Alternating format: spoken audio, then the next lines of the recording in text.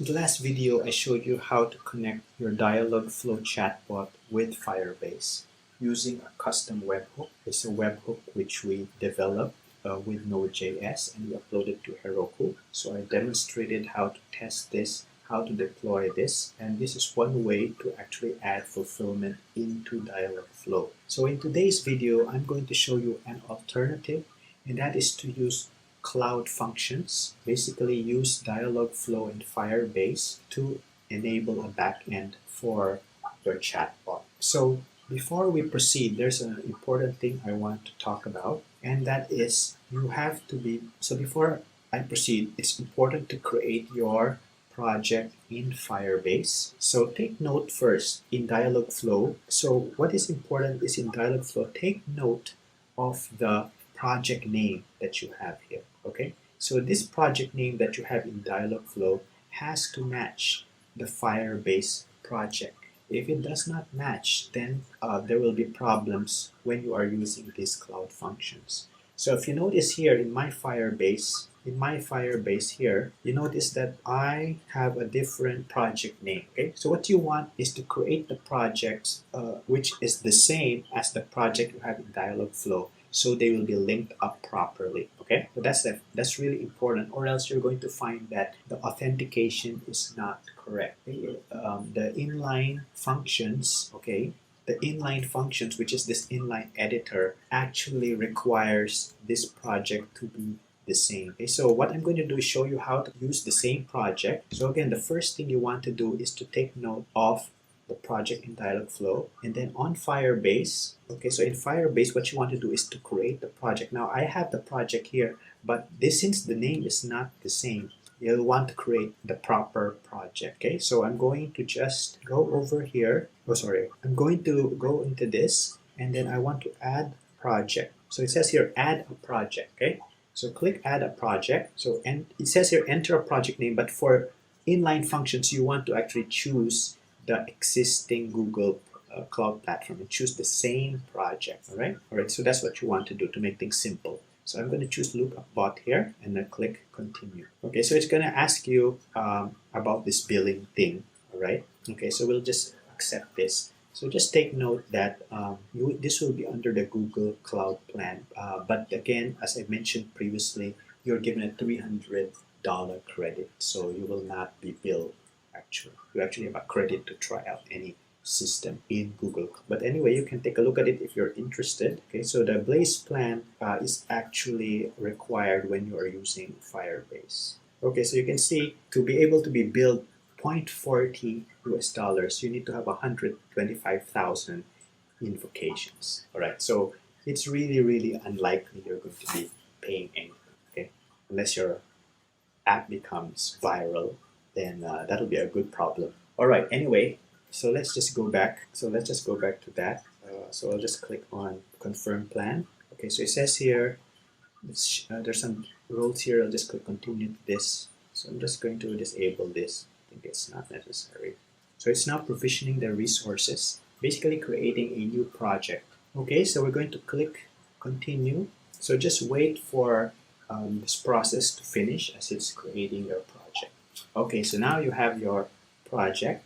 So we have a new project here. Okay, so we have this previous one, and so this matches now our project in Dialogflow. And then what we can do here is, again, we can go into database. Okay, we don't want Cloud Firestore.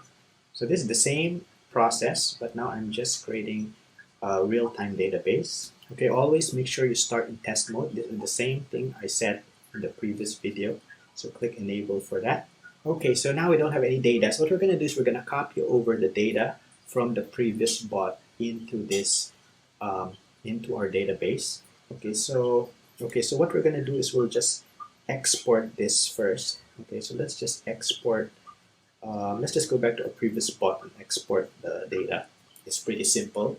This is again all just JSON data. So I'm doing this step because I created a project which is not the same as Dialogflow, and I want to correct that for inline. So I'm just going to click on these three dots here, and then I'm going to export the JSON. And there you can see it's right here, it's downloaded. So with that, let's open that up. So you can use any text editor to open that up. Okay, so in this case, I actually called it definitions. I think for my samples, I actually called it glossary. So I'm just going to make this change and just change to glossary so it matches our example in the practical. So if you look at the practical here, so if you look at our practical, I actually called it glossary. So I'm just going to follow that. So I'm just calling that glossary. I'm going to save this, and then I'm going back to our bot, which is lookup bot, which is the one I want, which matches Dialogflow. Okay, so I'm just going into database now. Okay, so I created this already. Okay, maybe I did not. So let me create database. Sorry, I don't think I did it. So enable. Okay, so I'm here. From here, I'm just going to import it. So import, just browse, just look for that file. Okay, just open that up, just import it. And there you have it. So we now have our data. All right, so with that data, let's go ahead and create the inline function now. Right, so the first thing is we need to keep track of our database URL. Right, so for inline functions, let's just remind ourselves how to go there. So here inside fulfillment, you will have two choices. You will have the webhook, which we did last week, or inline editor. So inline functions means you're going to be typing the code right here in the inline editor. So in the previous practical or the previous example, previous video, I had this enabled. See, this was enabled like this. So we actually had some webhook here, which was linked to our Heroku account. So in the situation where you prefer to use the inline editor, you will have to disable this and make sure you enable the inline editor. You can only use one or the other. They will do the same thing. Each one has its own advantage and disadvantage. The main disadvantage, I will say, of using the inline editor is you don't have access to Visual Studio Code. So you have to rely on this cloud service, inline cloud editor, which is a little bit slow because you cannot really test the console. Look at things at the console and compile it. Everything is in the cloud. All right. It's just the difference between using Microsoft Word and Google Docs. And so here, what we have is we have also a console here. So whenever there is an error that you are not sure what it is, right? And a lot of the time you will not know, right? That's why I recommend you test everything locally. You will see all the logs here actually, okay? You will see the logs for right here. But right now I don't have anything. Okay, let's look at the last log. Yeah, I don't have anything. Oh, there it is. Okay, so those are the logs I had. So you see, I was having some problems a while ago because I had the wrong project in Firebase, and it was always saying things like, warning, authentication credentials are invalid, right? It will give that error. So this type of error comes in if your project is not the same one as Dialogflow, right? You didn't choose the same project as the one in Dialogflow, so they are not linked properly, okay? Okay, so that's an important thing, so that needs to be fixed. Okay, so how does this work? So if you notice in the inline editor, there already is a template built in. Now this template looks like it has a lot of code and is complicated, but it's actually pretty simple.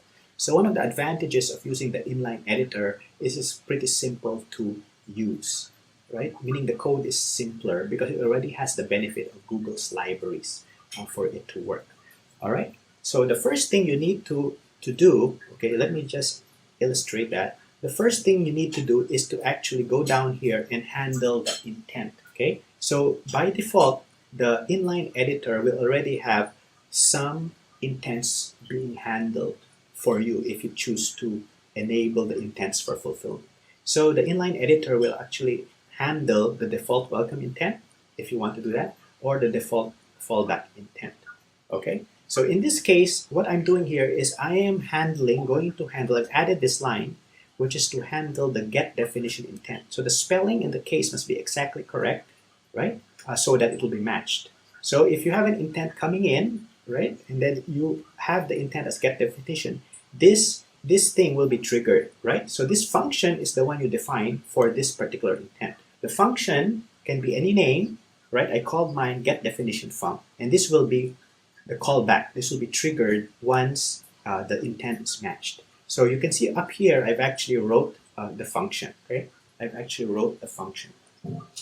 Okay, so what am I doing here? I've written the function here, function get definition func, right? You will see that the others, these are defaults by Dialogflow, right? Default welcome, in the fallback. So here I've added the same for getDefinitionFunc. So this is the way you would actually read the parameter, which I'll be passing. It's called term. And then this piece of code here will actually read from the definitions key. But since I didn't call it definitions now, if you recall, I call this glossary. I'm going to make a change now here. Okay, so I'm just going to make a change here and actually call this glossary. So what this will do, make sure the spelling is exactly right.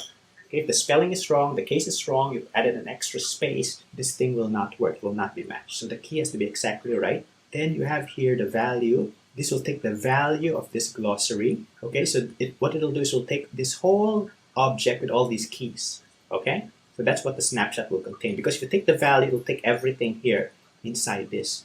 So basically, this function is also the same as the previous function, which will also retrieve the value.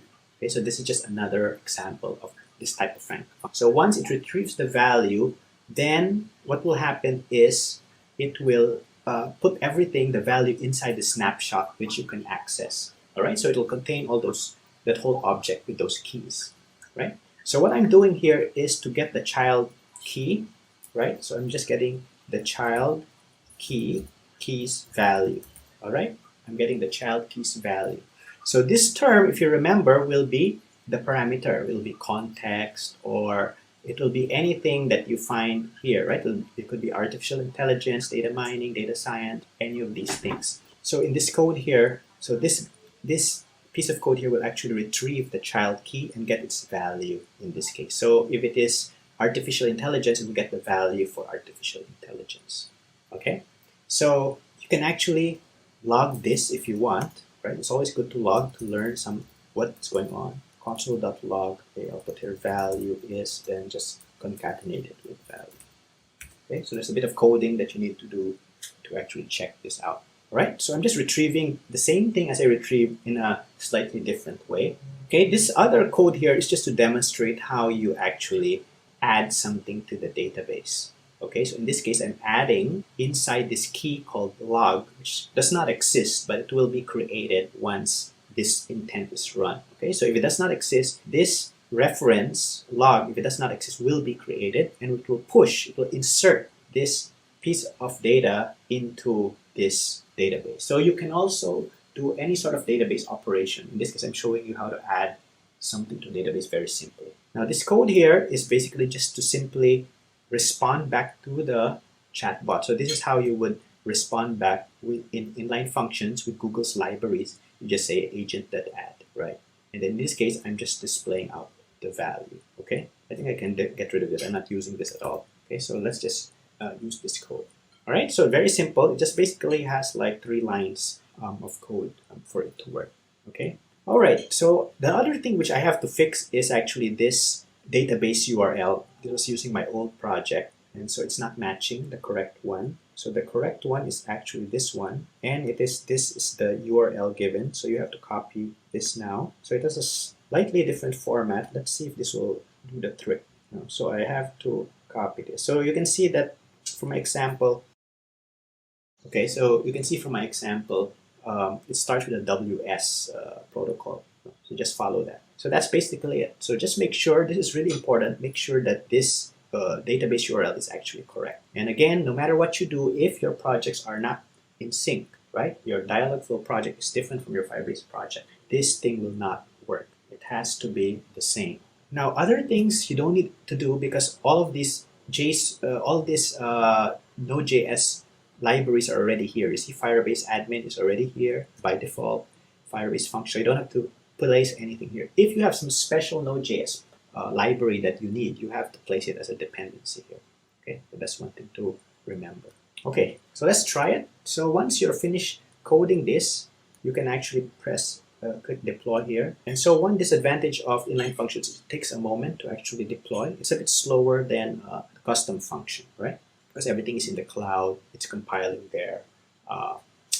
It's probably sending it from this browser to the cloud, and so there's some delay here. But again, the advantage is the shorter coding, simpler coding, right? So again, advantages and disadvantages.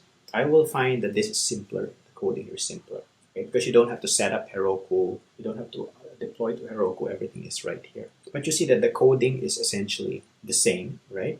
It's more or less the same, except that there are equivalent libraries in Firebase. So once you're done deploying, it'll turn blue and it will just say deploy, meaning it's ready to deploy again. And so let's test this out, and hopefully there will be no error. So let's try. Can you define context? Okay, so let's see what the issue is. Okay, so there is an error. It says unavailable. So let's see what's wrong with this. Okay, so again, to see any error, let's go to the execution logs. Okay, so the good news here is it doesn't have, so it says your term is not defined. Okay, so there was an error. Okay, let's go back. I think I did some coding error here. Yeah, so again, there are errors to happen, so you do need to use these logs to find out. Okay, let's go back to our function here. Where was that? Okay, sorry, you do need this. I apologize. So this one is actually the one that reads the term. Okay, sorry about that. And it's actually using that, yeah. Sorry, I got confused a little bit. But yeah, so it's actually necessary. Let's try that again, okay?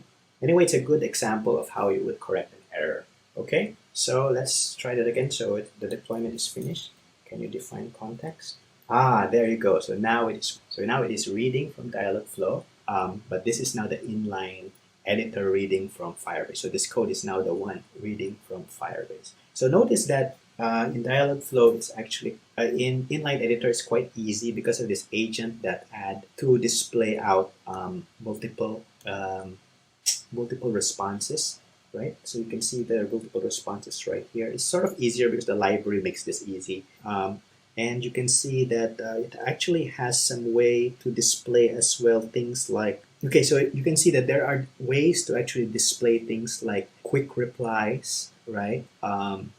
As well as cards. See, you see here, there's already a sample here. So if you want to display a card, the library is ready to go here. And then there are quick replies as well here. You can also set the context, as you can see, if you want to set the context dynamically, right? So these are more advanced things, all right? But it's easier to do with inline functions if you want to do that, right? All right, so I guess it is working now. So do give that a try, and I will see you in the next video.